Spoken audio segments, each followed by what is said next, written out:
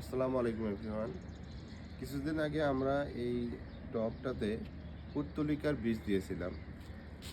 এতদিন গজানোর কথা ছিল, দেখেন গজায় নাই।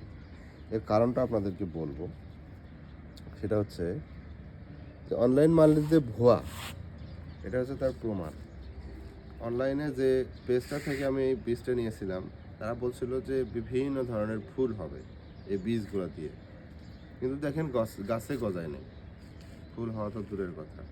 সো অনলাইন থেকে গাছের বীজ বা অন্য কোনো বীজ কেনা থেকে কিনতে চাইলে অবশ্যই দেখে শুনে, অথেন্টিক যে জায়গা থেকে বীজ কিনলে আপনি সেই বীজটা ভালো পাবেন সেখান থেকে কিনিয়েন।